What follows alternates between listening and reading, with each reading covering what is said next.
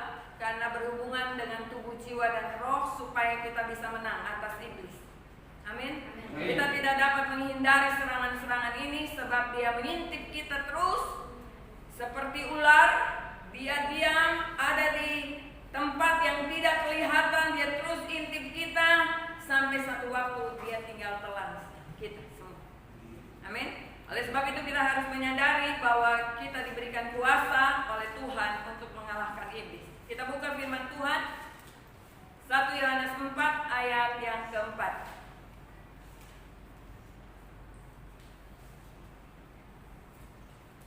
1 Yohanes 4 ayat yang keempat.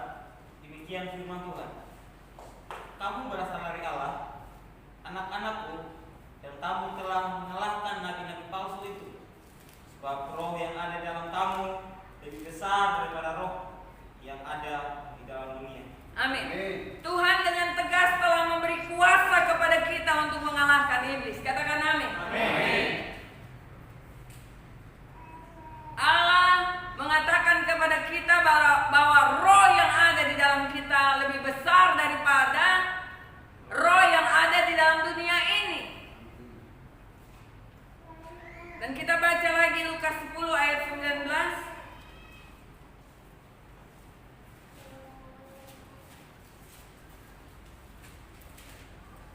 Lukas 10 ayat yang ke-19. Demikian firman Tuhan. Sesungguhnya aku telah memberikan kuasa kepada kamu untuk menginjak ular dan kalajengking, dan kuasa untuk menahan kekuatan musuh, sehingga tidak ada yang akan membahayakan kamu. Amin. Luar biasa kebenaran ini. Tetapi walaupun kita sudah diberi kuasa oleh Tuhan, ada banyak orang tidak berani dan ragu-ragu untuk percaya hal ini. Setiap kali kita mendapat serangan dari iblis, seringkali kita dikalahkan oleh iblis. Tapi siang ini saya mau katakan bahwa kita diberikan kuasa untuk menginjak ular dan kalajengking. Artinya setiap kuasa-kuasa yang mau menyakiti kita, yang mau menghancurkan kita, kuasa-kuasa musuh, kekuatan-kekuatan musuh tidak akan dapat membahayakan kita. Sebagai orang beriman kita harus yakin bahwa kita dapat mengalahkan iblis. Katakan amin. Amin. Karena backing kita adalah Kristus. Backing kita adalah Kristus, dan Kristus telah mengalahkan iblis. 1 Petrus 5 ayat 9. Bagaimana kita mengalahkan iblis?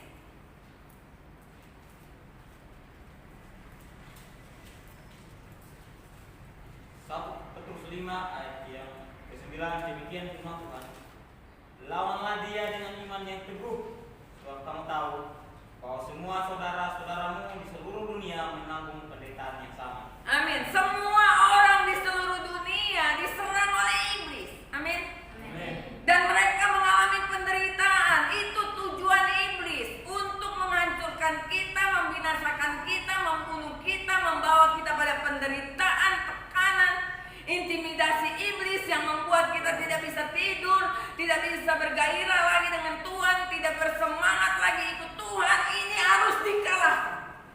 Amin. Dan kita punya kuasa dari Tuhan untuk mengalahkan ini. Karena serangan iblis semakin meningkat dalam kehidupan kita. Semakin kita setia sama Tuhan, semakin kita jujur, hidup setia sama Tuhan, kita akan dijatuhkan oleh iblis. Seolah-olah kita lah yang paling bersalah dari orang-orang yang mengalahkan kita. Mereka adalah kaki tangan iblis yang bisa dipakai oleh iblis karena mereka tidak hidup di dalam kebenaran Allah. Roma 16 ayat 20.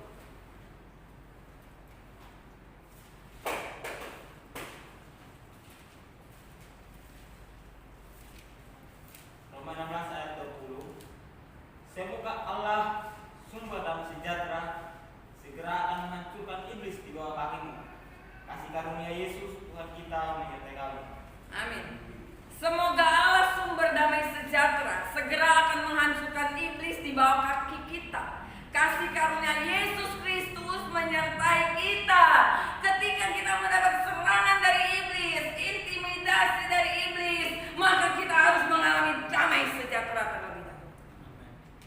Ketika kita mengalami damai sejahtera, maka iblis ada di bawah kaki kita. Seringkali ketika kita mendapatkan serangan iblis, kita mulai ketakutan. Kita mulai tidak percaya, meragukan Tuhan, bahkan mungkin meninggalkan Tuhan. Tapi saya mau katakan bahwa ketika kita dipenuhi dengan damai sejahtera Tuhan, maka iblis tidak berkuasa untuk menghancurkan kita. Katakan amin. Amin. Ini firman yang luar biasa, tapi semangat kita tidak luar biasa. Haleluya. Matius 17 ayat 21. Iblis, ada beberapa iblis yang sudah bekerja begitu dahsyat dan luar biasa, dan dia tidak dapat dikalahkan dengan doa saja, tetapi kita harus mengalahkan iblis ini dengan doa dan puasa. Matius 17 ayat 21. Demikian firman Tuhan. Jenis ini tidak dapat diusir kecuali dengan berdoa dan berpuasa. Ada banyak orang percaya hari-hari ini tidak berdoa. Jangankan berdoa, apalagi berpuasa. Sehingga iblis menyerang kehidupan kita. Kita tidak tahu sehebat apa iblis menghancurkan kita. Kita harus selalu ingat bahwa iblis itu selalu berusaha menjatuhkan kita ke dalam dosa yang berakibat kebinasaan. Iblis selalu berusaha untuk menampi kita. Dengan pertolongan dan bimbingan Tuhan melalui Roh Kudus, kita harus bebas dari jerat iblis. Amin. Amin. Kita harus percaya bahwa iblis itu tidak akan mampu memisahkan kita dari Tuhan asal kita selalu dekat dengan Kristus. Amin. Amin. Hari-hari ini kalau kita berbicara tentang masalah duniawi terlalu banyak daripada firman Tuhan, kita tidak dekat dengan Tuhan, maka serangan iblis dapat mematikan kita. Sementara firman Tuhan katakan kita diberikan kuasa oleh Tuhan untuk menginjak ular dan kalajengking. Dan roh yang ada di dalam diri kita lebih besar daripada roh yang ada di tengah dunia. Amin. Amin. Oleh sebab itu kita harus antusias untuk menghadapi akhir zaman. Sebab pengangkatan Tuhan dan kedatangan Tuhan sudah dekat. Kalau konsentrasi kita kepada dunia, kepada sakit hati, kepada segala persoalan, kekecewaan dan sebagainya, kepada kebutuhan-kebutuhan hidup tanpa konsentrasi kepada kebenaran firman Tuhan, maka iblis tinggal satu kali telan kita habis. Kita juga harus selalu waspada. Amin. Dan berjaga-jaga terhadap serangan iblis. Sebentar kita tegur aja satu kali, sudah muka cemberut, sudah enggak enak, sudah tidak bisa dengar firman Tuhan. Itu serangan iblis. Kita harus menyadari ini bukan sesuatu yang harus dipertahankan. Iblis yang masuk di dalam diri kita harus kita menangkan. Amin. Tidak ada hal-hal yang dapat mengganggu kehidupan kita, sebab kita diberikan kuasa oleh Tuhan untuk menghancurkan setiap kekuatan iblis. Model apapun kekuatannya dia, asal kita bersekutu dengan Tuhan, maka dia dapat dikalahkan. Amin. Saya kalau udah bicara iblis ini berapi-api. Sebab apa? Sebab iblis sangat mematikan. Amin. Kita tidak memberi, dan kita jangan beri kesempatan kepada iblis. Efesus 4 ayat 27.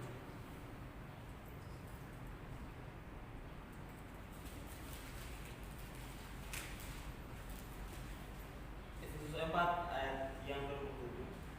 Dan janganlah berikan kesempatan kepada iblis. Amin. Jangan kasih kesempatan sama dia. Jangan kasih kesempatan sama iblis. Dia nggak butuh celah yang besar untuk dia masuk.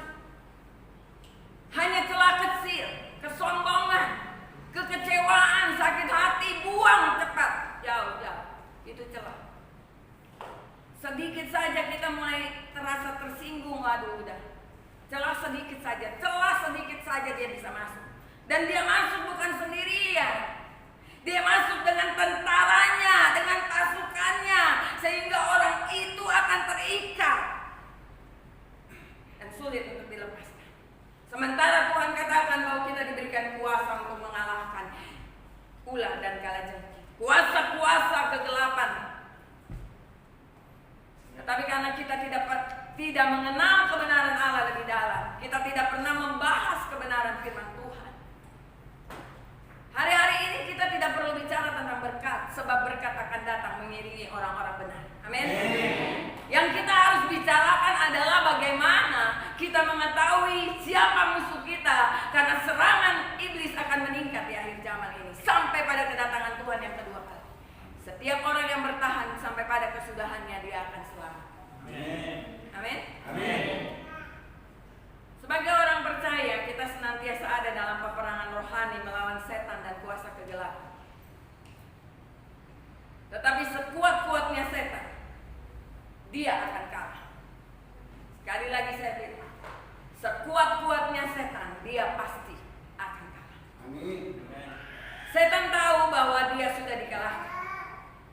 Satu-satunya harapannya adalah kita orang percaya nggak tahu.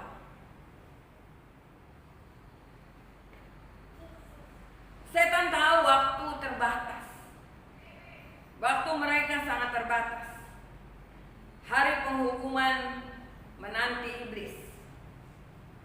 Walaupun setan sudah dikalahkan, tapi penting bagi kita untuk terlatih dalam peperangan rohani. Amin. Tuhan mengizinkan setan dan roh jahatnya menjadi lawan atas kita, supaya kita bisa mengembangkan otot-otot rohani kita. Musuh kita bukan darah dan daging. Iblis masuk dalam diri suami kita, iblis masuk dalam diri istri kita, iblis masuk dalam diri anak kita, iblis masuk dalam diri gembala, iblis masuk dalam diri hamba-hamba Tuhan dan sesama kita. Siapa yang mau dipakai oleh iblis sebagai kaki tangannya, orang itu akan dipakai dan kelihatan orang itu akan menentang pekerjaan. Dan apakah kita diam saja? Kita harus melawan, karena Tuhan memberikan kuasa dan otoritas itu buat kita. Tepuk tangan buat Tuhan Yesus. Supaya kita bisa memenangkan peperangan ini, maka kita perlu diperlengkapi dengan seluruh perlengkapan senjata rohani. Amin. Efesus 6 ayat 14 sampai 17.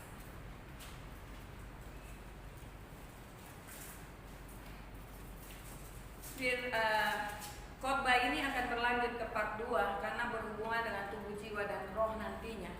Serangan ini tidak akan mematikan kita lagi ketika kita mengenal kebenaran ini. Persiapan orang gereja Tuhan harus siap untuk melawan serangan iblis yang meningkat. Amin. Efesus 6 ayat 14 sampai 17. Demikian firman Tuhan. Jadi berdirilah tegap, berikat pinggangkan kebenaran, dan berbaju sirahlah keadilan. Kakimu berkasutkan kerelaan untuk memberitakan Injil damai sejahtera. Dalam segala keadaan bergunakanlah perisai iman, sebab dengan perisai itu kamu akan dapat memadamkan semua panah api dari si jahat. Dan terimalah ketopang keselamatan dan pedang roh, yaitu firman Allah. Saya baca ayat 13. Sebab itu ambillah seluruh perlengkapan senjata Allah, supaya kamu dapat mengadakan perlawanan pada hari yang jahat itu, dan tetap berdiri sesudah kamu menyelesaikan segala sesuatu. Tuhan suruh kita ambil. Tuhan gak pakai ini itu di dalam diri kita. Kita sendiri yang bertanggung jawab untuk pakai perlengkapan senjata Allah. Kalau hari-hari ini kita down oleh karena serangan yang bertubi-tubi, sehingga kita merasa tidak punya masa depan lagi, saya mau katakan masa depan kita ada dalam tangan Tuhan. Amin. Setiap intimidasi iblis yang masuk di dalam jiwa kita harus dibuang semuanya, supaya kita bisa menang. Nanti part 2 saya akan bicara tentang ini, bagaimana kita harus melawan iblis dengan tubuh, jiwa, dan roh kita.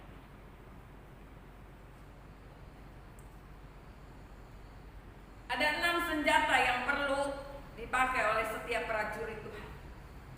Dari Efesus 6 ayat berapa tadi yang kita baca? 14 sampai 17. Yang pertama, ikat pinggang kebenaran. Kita perlu kuat dalam firman Tuhan. Amin. Orang yang tidak kuat dalam firman Tuhan akan dikalahkan oleh iblis. Kita perlu memiliki kebenaran dalam batin kita. bukan dalam ini. Makanya banyak orang yang keluaran sekolah teologi ya, STH, MTH, doktor sekalipun, karena dia pakai ini kalah lawan iblis. Buktinya mereka hanya diam saja.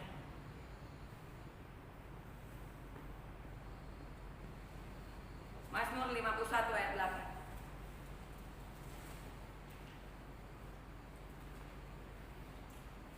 Saya harap dengan cepat membaca supaya kita jangan lebih dari 1 jam. Mazmur 51 ayat yang ke-8.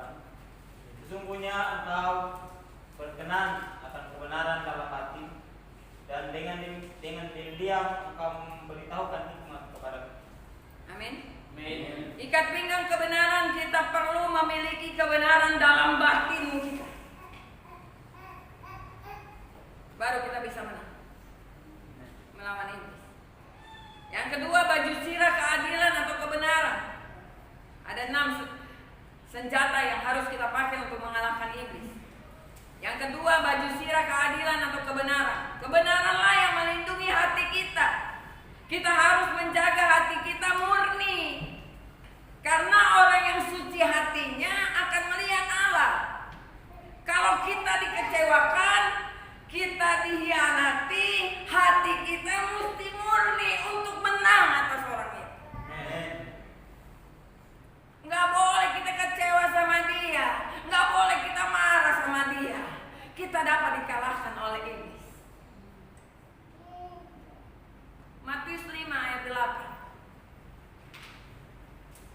Jadi menjaga hati kita tetap murni, dihianati, disakiti, dan dikecewakan, atau dia injak-injak kita, tetap hati kita mesti dikembalikan kepada Tuhan yang murni, supaya kita bisa melihat Allah dan melakukan peperangan sesuai dengan petunjuk Tuhan. Amin.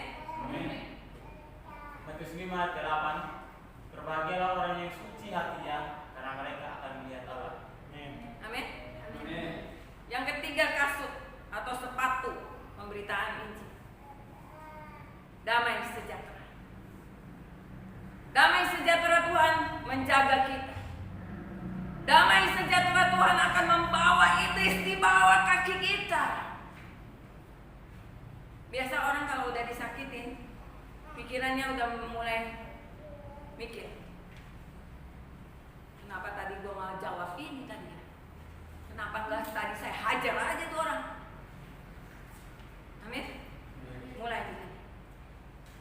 Gejolak hati, jiwa, umuman, emosi. Kembalikan ini dalam damai sejahtera Tuhan. Maka iblis berada di bawah kaki kita. Ketika kita berhadapan dengan orangnya, kalau Tuhan izinkan, maka kita dikuasai oleh damai sejahtera Tuhan. Amin. Kita akan menyelesaikan masalah dengan baik, dan iblis yang menguasai orang itu akan dikalahkan oleh Tuhan. Yang keempat, perisai iman. Perisai ini adalah kalau orang perang kan dia mesti pakai perisai ya. Untuk apa perisai? Menangkal anak panah iblis, yang adalah kata-kata negatif yang kita dengar. Ini anak panah. Tiba-tiba suami bilang, kamu istri tidak berguna. Wah, ini anak panah ini. Tiap hari kita bangun pagi, mau beresin apa segala anak-anak kita urus, masak, cuci baju, setrika, kita lakukan segala sesuatu. Kemudian kita berlutut mendoakan dia. Kemudian tiba-tiba dia bilang, istri tidak ada gunanya. Oh, ini satu panah yang sangat menyakitkan. Amin.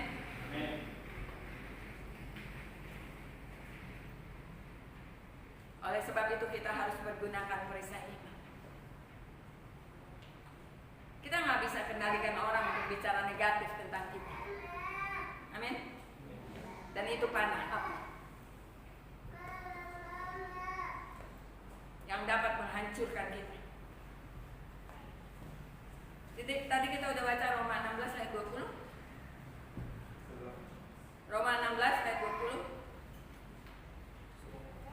Oh, damai sejahtera Tuhan ya tadi udah. Kemudian yang kelima, ketopang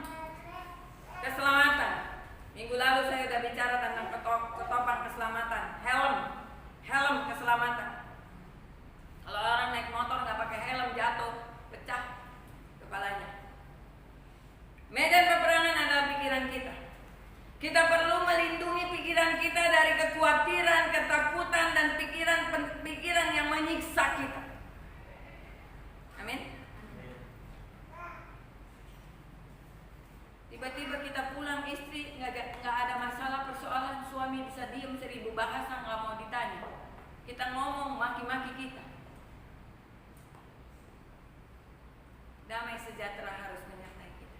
Amen. Helm keselamatan tetap kita pakai. Amen.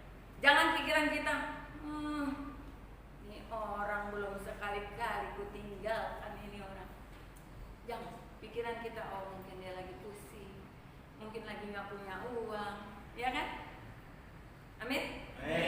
Kita harus membentengi pikiran kita. Jangan biarkan iblis masuk dalam pikiran kita sehingga membakar kita. Yang keenam adalah pedang roh. Pedang roh itu adalah firman Tuhan. Kita perlu belajar menggunakannya dengan baik. Banyak orang nggak bisa gunakan firman Allah. Kita udah dengar kemarin minggu ada serangan iblis, kita diserang iblis, ngek. Diintimidasi iblis, ngek, ketakutan. Amin. Udah jelas. Firman Allah menuntun kita setiap minggu untuk menghadapi iblis.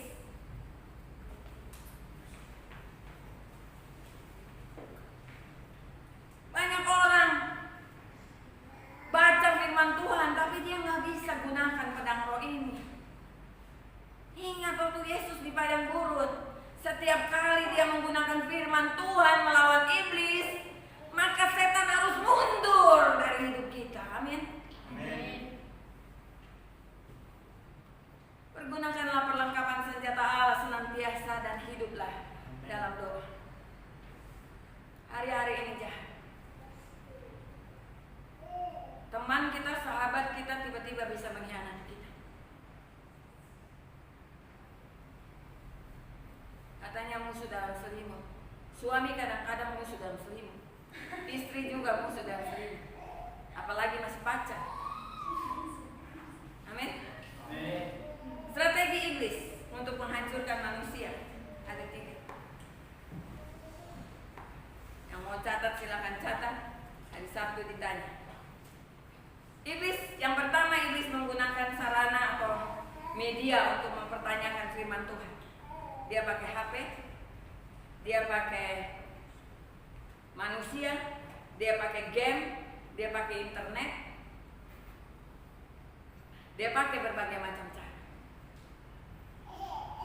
Dia menggunakan beberapa sarana, seperti kejadian Adam dan Hawa.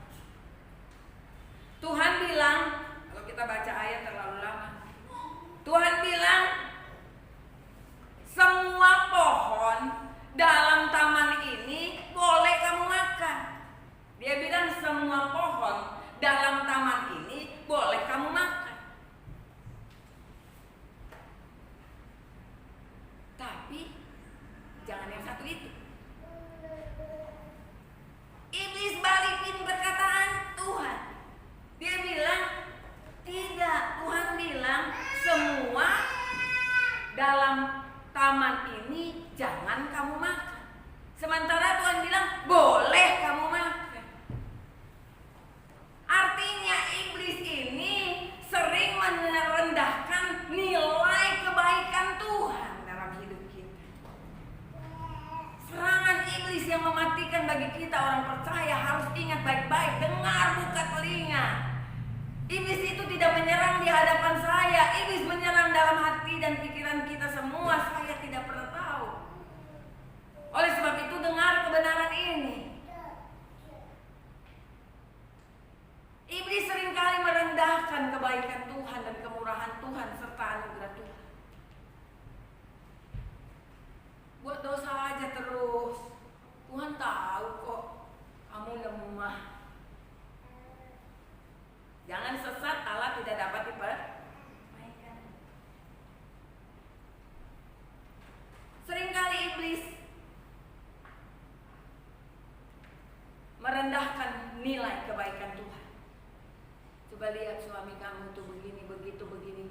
Kita harus melihat kebaikan dari suami kita, harus melihat kebaikan dari orang lain yang Tuhan izinkan ada dalam diri orang itu, sehingga setiap amarah dalam diri kita bisa diredakan.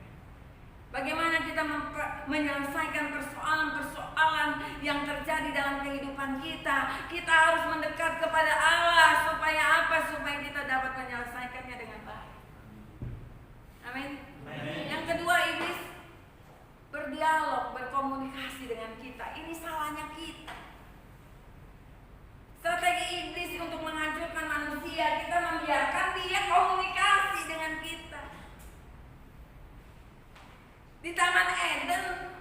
dibilangin di Firdaus, sudah dibilangin semua pohon dalam taman ini boleh kamu makan, tapi yang ini jangan. Tapi iblis balikin jangan. Kita komunikasi sama iblis jadi panjang kan? Baca Kejadian 3. Jadi panjang komunikasi kita dengan iblis, makin membakar amarah dan emosi kita. Lihat tuh kan, dari dulu juga dia begitu. Masih ini juga dia begitu. Masih ini. Jadi terus komunikasi iblis kita biarkan dia berbicara di dalam pikiran kita. Amin. Lihat tuh, usaha sebelah udah bangkrut. Entah bentar lagi kamu, nggak usah diajak ngomong. Iblis nggak perlu diajak ngomong. Iblis nggak perlu diajak berkomunikasi. Roh yang ada dalam diriku lebih besar. Allah memberkati setiap usaha pekerjaan manusia. Nyangkau iblis. Amin. Jangan beri kesempatan sama dia untuk kita komunikasi sama dia. Nggak perlu kita komunikasi dengan iblis, kita komunikasi dengan Tuhan. Amin. Amin. Jangan meremehkan iblis. Tuhan aja nggak remehkan iblis. Kita remehkan iblis. Setiap hari kita akan berhadapan dengan roh-roh yang berasal dari neraka. Maka kita lihat ya, hari ini orang sukacita, besok dia malam begini, besok lagi dia sukacita, besok malam lagi berminggu-minggu, entar minggu depan dia sukacita lagi, nggak tahu apa yang membuat dia sukacita, mungkin perkara dunia. Tapi saya mau katakan, ya jangan anggap remeh iblis. Setiap hari kita akan berhadapan dengan roh-roh yang berasal dari neraka. Mereka siap menyerang kita, roh dosa, roh zina. Wah, zina ini gampang sekali masuk sekarang. Kenapa orang bisa sampai nikah perempuan dengan perempuan, laki-laki dengan laki-laki? Karena pertama iblis bekerja lewat roh zina di hati.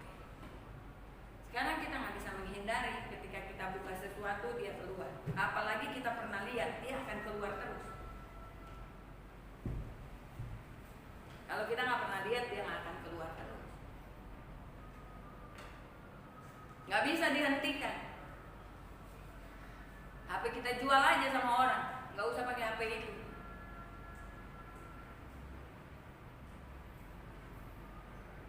Karena kalau kita udah jatuh dalam roh zina, kita nggak berkenan sama Tuhan. Bait Allah ini udah kotor, nggak mungkin kita bisa hubungan dengan Tuhan. Apa yang membuat sekarang mengerikan? Kejatuhan dosa zina sampai kepada binatang sekalipun. Sampai nggak tahu lagi dia istri orang atau suami orang, nggak tahu lagi. Sampai kedapatan di mana-mana, tidak bisa lagi mengendalikan diri karena iblis menguasai kita. Dia nggak perlu celah besar, dia celah kecil aja dia masuk sama pasukannya. Tujuannya cuma satu, ngancurin kita. Amin. Amin. Roh sakit penyakit, roh pemecah. Di dalam gereja ada aja yang gak suka satu dengan yang lain. Di dalam keluarga dan begitu. Roh persungutan, roh kemarahan, roh kebencian, roh-roh tersebut siap untuk menerkam kita dan siap untuk melahap kita. Oleh sebab itu kita harus waspada. Amin. Begitu kita buka mata pagi-pagi kan, khotbah itu guru. Langsung kita siap untuk berhadapan dengan iblis.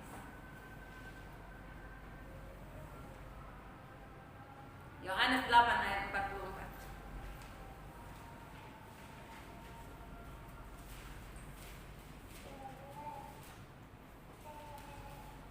Cepat. Demikian firman Tuhan. Iblislah yang menjadi bapamu dan kamu ingin melakukan keinginan-keinginan bapamu. Ia adalah pembunuh manusia sejak semula dan tidak hidup dalam kebenaran. Sebab itu di dalam dia tidak ada kebenaran. Apabila ia berkata dusta, ia berkata atas kehendaknya sendiri. Sebab ia adalah pendusta dan bapa segala pendusta. Amin. Di dalam iblis tidak ada kebenaran. Semua yang dia lakukan adalah kesalahan dan pelanggaran.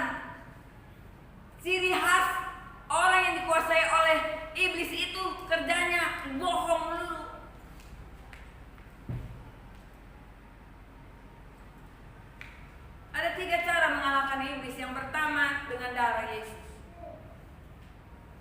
Kita harus menyadari kasih karunia Tuhan terlalu besar untuk kita. Kematian Yesus di atas kayu salib menghapus setiap dosa dan pelanggaran kita. Ketika kita mengaku dosa kita, maka Allah setia dan adil dan Dia mengampuni segala dosa kita. Dengan darahnya Dia menyucikan kita dan menguduskan kita. Amin. Yang kedua, kita mengalahkan dengan apa? Dengan hidup total buat Tuhan, serta rela diatur oleh Tuhan. Hari-hari kita bangun tidur, jangan atur diri kita buat sesuatu untuk hidup kita. Biar Tuhan yang atur. Saya udah diatur Tuhan setiap hari. Pagi-pagi bangun saya harus begini, dan tidak jauh dari firman Tuhan. Saya tidak pernah jauh dari firman Tuhan. Alkitab tidak pernah jauh dari saya.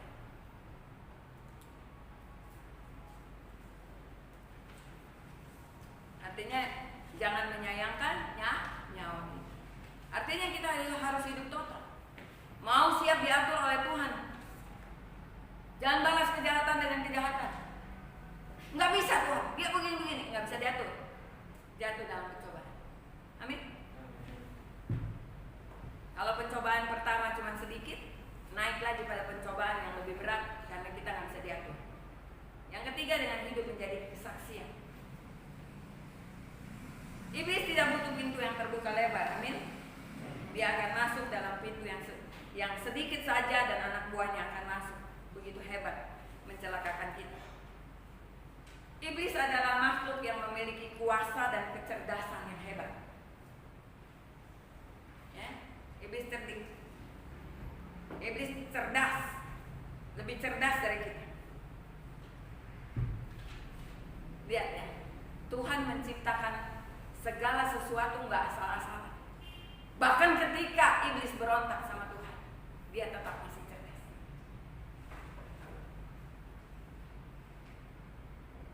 Iblis punya kuasa dan kecerdasan yang hebat. Jika kita disakiti orang, biarkan saja, karena sesungguhnya mereka juga sedang menyakiti Yesus yang ada di dalam diri kita.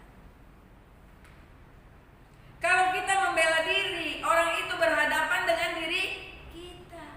Kalau kita diam, maka dia berhadapan dengan apa? Roh yang ada dalam diri kita. Jelas? Maka ada lagu, Allah di pihak kita, siapa yang dapat melawan kita? Tidak ada. Tidak ada.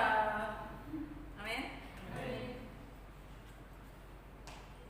Mau diinjak sekalipun kita, kepala menjadi kaki, mau diterbalikan kita, tidak usah pusing. Tutup mulut. Kalau bisa nggak berhadapan dengan orang itu, selesaikan dengan orang yang lain yang bisa menyelesaikan dengan dia. Karena kita akan membuktikan bahwa Tuhan pembela kita. Amin. Memang benar iblis adalah makhluk yang punya kuasa dan kecerdasan yang hebat. Tuhan juga mengakuinya. Tapi Tuhan memberikan rohnya untuk kita. Maka kita jauh lebih cerdas dari iblis supaya kita menang atas iblis. Kita dikasih kecerdasan lebih hebat dari iblis. Kalau kita lawan iblis bersama dengan Tuhan. Hati-hati jika kita tidak percaya akan kecerdasan dan kehebatan iblis. Berarti kita belum masuk dalam pekerjaan Tuhan yang luar biasa. Kita bisa dibuktikan kalau Tuhan jauh lebih hebat dari iblis. Jika kita berjalan bersama dengan Tuhan, kita lihat bagaimana hebatnya Tuhan yang kita sembah.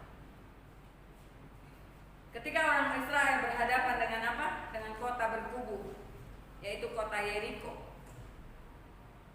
yang memiliki ketebalan tembok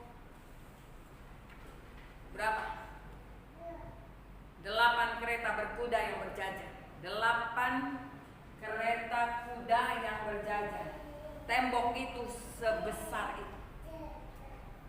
Kota Yeriko. Mereka mencari Tuhan dengan sungguh-sungguh.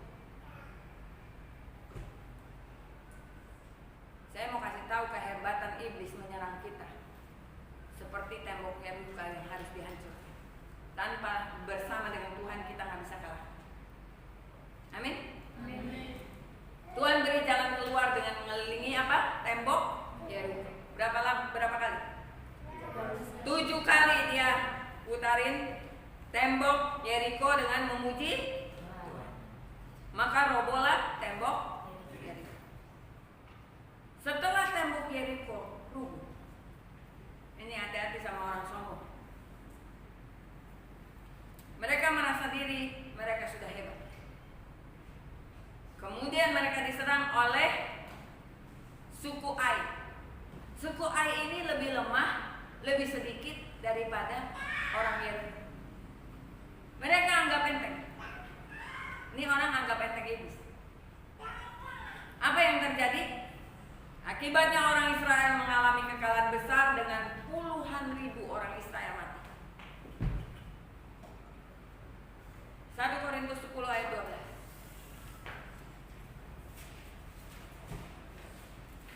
1 Korintus 10 ayat 12, demikian firman Tuhan. Sebab itu siapa yang menyangka bahwa ia teguh berdiri, hati-hatilah supaya ia jangan jatuh. Amin. Jangan merasa kamu sudah hebat. Saya nggak merasa diri saya hebat. Makin hari saya makin merasa diri saya tidak punya apa. Walaupun pengetahuan Alkitab saya peroleh banyak sekali, saya memiliki pengetahuan tentang Alkitab. Tapi nggak ada gunanya kalau saya nggak berjuang untuk melakukan firman ini. Banyak orang Kristen meremehkan iblis. Bagaimana caranya mereka meremehkan iblis dengan hidup suka-suka? Nggak ada doa, bangun tidur, lakukan apa keinginan diri sendiri, bukan keinginan Tuhan. Anggap remeh kan iblis. Amin.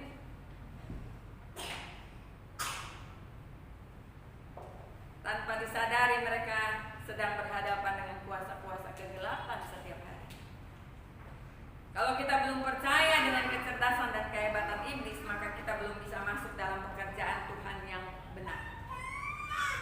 Karena Tuhan pun mengakui kehebatan iblis. Kita harus masuk dalam pekerjaan Tuhan yang benar dengan peperangan rohani yang benar. Tadi saya udah bilang, perlengkapan senjata Allah, hati mesti bersih, suci, baru kita mengalahkan.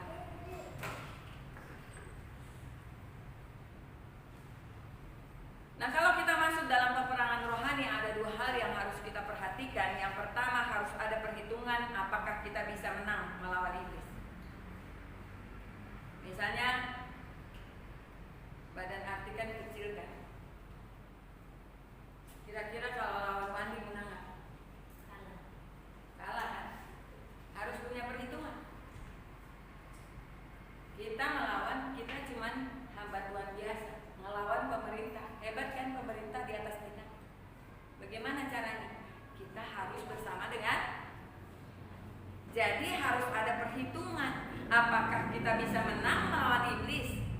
Bagaimana caranya? Kita harus mengetahui seluk-beluk segala sesuatu. Makanya untuk menghadapi setiap situasi dan keadaan yang sedang kita hadapi hari-hari ini, saya mencari tahu dari beberapa sumber untuk mengetahui siapa lawan saya yang dipakai oleh iblis, sehingga saya dapat menguasainya bersama dengan Tuhan, dengan hati yang suci dan murni, dengan firman yang ada dalam batin saya menyerang. Amin. Jangan menyerang asal-asalan, babak belur kita, ya enggak? Biar kamu kecil juga bisa kalahin ini kalau kamu tahu kelemahannya di mana, benar nggak? Hati kan? Ya, kalau kamu nggak tahu kelemahan Wandi, biar badan gede begini, dibuat begini, wah, kamu nggak tahu kelemahannya di mana. Kalau kamu tahu sekali tonjok aja habis, terjungkir, ya kan? Kayak Goliat kan, sama siapa? Daud. Daud tahu kelemahan Goliat di mana. Mau pakai pakaian perang segala macam dia nggak bisa. Dia hanya pakai senjata perang dari Tuhan, yaitu apa? Mengikuti arahan Tuhan untuk menyerang musuh yang hebat, yang cerdas, yang punya kuasa. Amin. Amin. Wah, kita harus melihat kekuatan kita dan kekuatan musuh. Apakah kita benar berada dalam jalur Tuhan sehingga kita bisa melawan kuasa gelap ini yang bekerja dalam diri suami kita, yang bekerja dalam diri pemimpin kita, yang bekerja dalam diri istri dan keluarga kita. Amin. Tidak ada kekuatan sedikit pun dari dalam diri kita untuk bisa mengalahkan iblis, kecuali kekuatan dari sorga yang telah terbukti bisa mengalahkan iblis. Dan saat kita menyatu dengan Dia, dengan Yesus, kita juga bisa mengalahkan iblis. Aduh, seru banget nih, saya seperti sedang perang sama iblis. Beberapa kali saya mau dijatuhkan oleh iblis untuk menjadi seorang hamba Tuhan. Kebenaran Allah setiap hari saya tidak mau lewatkan untuk belajar firman Tuhan.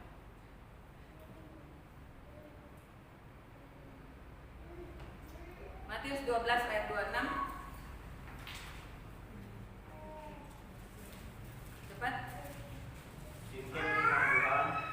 Demikianlah juga kalau iblis mengusir iblis, ia pun terbagi-bagi dan melawan dirinya sendiri. Bagaimanakah kerajaan dapat bertahan? Amin. Iblis memiliki kerajaan. Betul? Di situ dikatakan. Bagaimanakah kerajaannya dapat bertahan? Iblis punya kerajaan. Kalau iblis punya kerajaan, berarti iblis punya pasukan. Yaitu setan-setan, pasukan-pasukan iblis itu siapa? Setan-setan dan roh-roh jahat. Iblis itu Lucifer.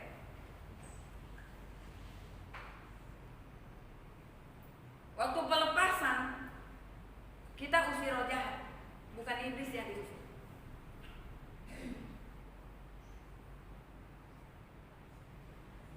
Saya melayani pelepasan sudah sekian lama.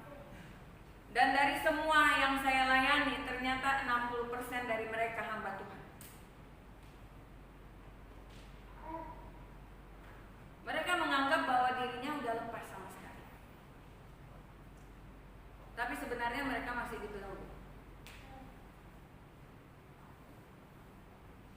Hari ini kita belajar untuk membongkar kerajaan iblis. Oleh karena itu kita harus tutup bungkus dengan darah Yesus. Amin. Amin. Cara kerja iblis adalah dia pasti menyerang kita terlebih dahulu lewat pikiran kita. Ketika pertahanan di pikiran kita diserang, bobol masuk dia dan merusak tubuh kita, kemudian merusak seluruh kehidupan kita. Mengalahkan iblis dengan firman. Kalau kita nggak pernah baca firman, bagaimana kita bisa mengalahkan iblis? Mulai hari ini kita jangan main-main sama hidup kita. Amin. Apalagi kita calon hamba Tuhan. Hati-hati yang mau selesai sekolah teologi, di akhir-akhir kalian sekolah, kalian tetap ada dalam pengawasan saya hamba Tuhan. Gembala sini. Sampai kalian berdiri untuk melayani Tuhan. Kalau masih mau dalam bimbingan saya, silakan. Kalian yang mau susun skripsi adalah sasaran empuk iblis. Jangan sampai kalian wisuda untuk menjadi sarjana yang berkualitas. Kalau yang biasa-biasa banyak kok yang udah jadi STH, habis itu kerja sekuler. Amin. Iblis jago dalam hal strategi perang. Taktik dan tekniknya untuk bertempur luar biasa. Jago merebut hati Tuhan. Iblis jago merebut hati Tuhan. Dan iblis juga tahu seluk-beluk hatinya Tuhan. Jika kita intim dengan Tuhan, maka iblis bukan sosok yang menakutkan buat kita. Amin. Iblis adalah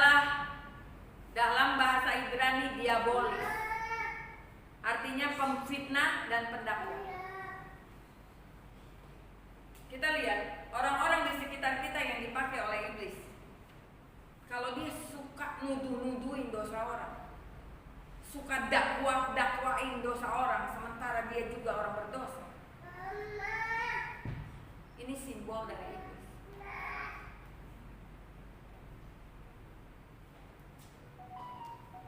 Amin. Kita nggak bisa mendakwa kehidupan orang lain, walaupun kita tahu kehidupannya melawan kebenaran firman Tuhan. Biarkan saja dia berhadapan dengan Tuhan, memfitnah orang lain. Orang yang suka fitnah, orang yang suka dakwa, itu iblis yang di dalamnya, bukan roh jahat lagi. Amin. Kita warga negara kerajaan sorga atau warga kerajaan dunia? Hah? Kita warga kerajaan sorga atau kerajaan dunia? Sorga. Hiduplah sesuai dengan kerajaan sorga. Amin.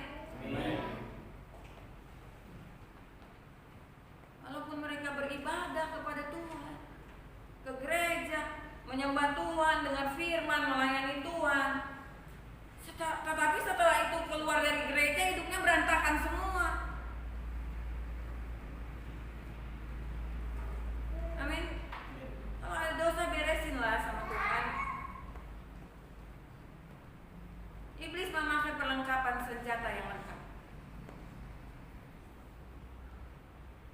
Sementara kita udah dikasih Tuhan senjata lengkap, kita nggak pakai. Gimana bisa menang? Terus kemudian, hei, iblis sudah dikalahkan, kita menang. Menang dari mana?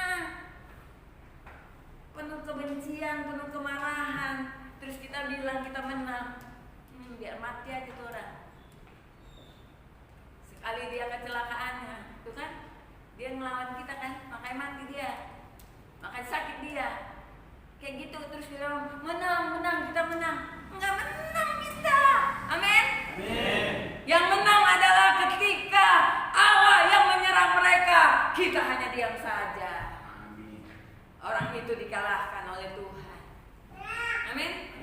Kita nggak lawan mereka. Mazmur 62 ayat 2, cepat aja, 10 menit lagi nih, 1 jam saya harus selesai.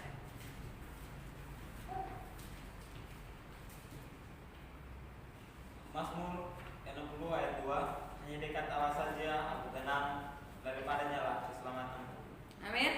Hanya dekat Allah saja aku tenang, daripadanya keselamatan. Paulus berkata, dia coba memperdaya aku. Iblis coba memperdaya aku, menyerang aku, menghantam aku. Sampai Paulus bilang, aku gak tahan lagi Tuhan, aku gak kuat lagi, aku gak mampu lagi. Tapi Tuhan jawab apa? Cukup kasih karunia aku bagimu. Artinya, cukup hidup kita bersama dengan Tuhan. Habis iblis di bawah kaki kita. Amin. Tepuk tangan dulu dong buat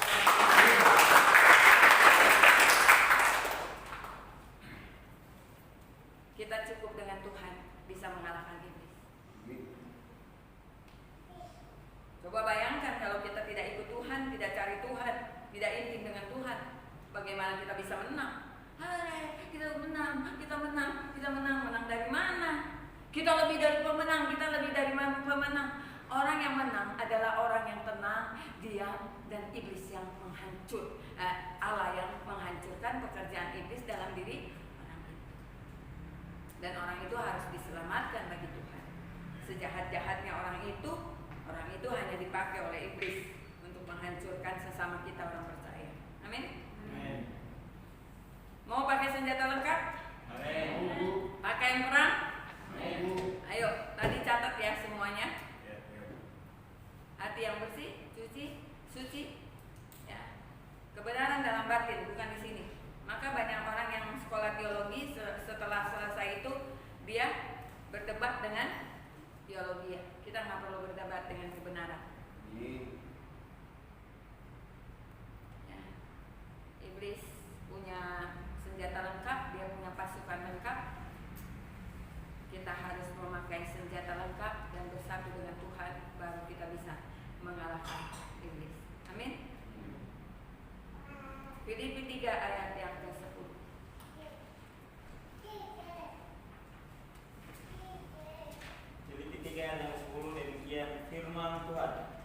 Yang kukehendaki ialah mengenal Dia dan kuasa kebangkitannya dan persekutuan dalam penderitaannya, di mana aku menjadi serupa dengan Dia dalam kematiannya. Amin. Kita harus, kalau kita mau mengalahkan iblis, kita harus serupa dengan Yesus dalam kematian. Artinya mati kehendak kita,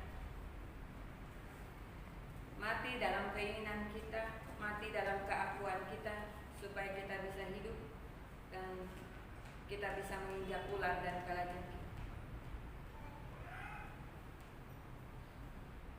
Saya akhiri sampai di sini. Minggu depan kita akan lanjut di part 2. Kalau selesai di part 2 kita masuk. Kalau nggak selesai saya masuk ke part 3. Ya. Jadi kita semakin dewasa, kita harus semakin taat dan semakin menurut kepada Tuhan. Amin. Semakin menyerahkan hidup kita total kepada Tuhan, karena Tuhanlah kekuatan kita untuk melawan iblis. Tuhan memberkati kita. Mari kita berdoa. Segala puji, segala syukur kami naikkan kepada-Mu ya Bapa. Terima kasih untuk kebenaran firman Tuhan pada siang hari ini. Tutup bungkus kami semua dengan kuasa darah Yesus, begitu juga dengan keluarga kami yang kami tinggalkan, sehingga ketika kami pulang ke rumah ada damai sejahtera yang menyertai kami.